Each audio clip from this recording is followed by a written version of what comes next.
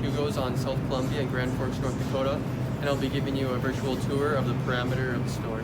So right here we're in the produce section, and the produce on the outside of the aisles are a lot fresher than the ones on the inside. And as you can see here, these ones, they're dripping wet because they do get sprayed, because they have to get sprayed, and they're also in coolers to make sure they stay as fresh and for as long as possible. Here we have an example of vegetables that are canned, and as you can see from these two labels, this one on the right side here has added sodium and has 300 milligrams, and the one on the right side has no added sodium and only has 15, which is the sodium that would be inside of the green beans.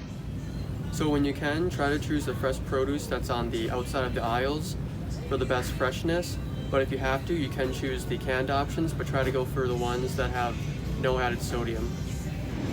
So most grocery stores have some sort of deli or meat section, such as this one right here, and the U.S. dietary guidelines do recommend that you eat as little cholesterol as possible, but if you choose to eat meat, you want to choose the leanest one as possible.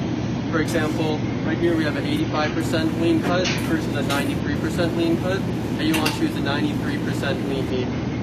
The U.S. dietary guidelines also say that you want to keep your processed red meat low, so if you do want to have a protein option that includes meat, but you don't want the red meat, you can also choose chicken.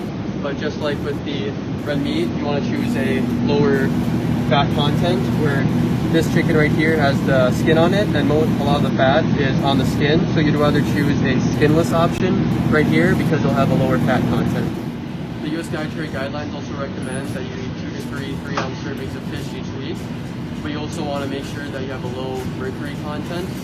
So for example, right here we have salmon. It can be a low mercury content, but it's best to ensure that you're eating a fish that has a low mercury content and that is FDA approved, especially if you are pregnant or breastfeeding.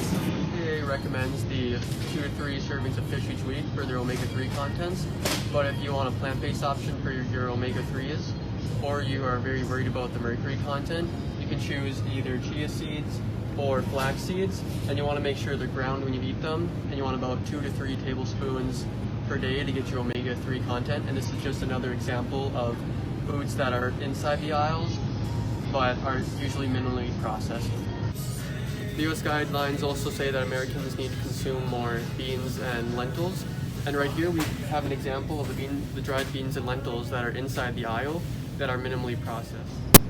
So if you don't have the time to cook the beans that are dried, you can also choose the canned ones, but you also have to be very careful on choosing any sort of canned beans because they can have a lot of added sodium.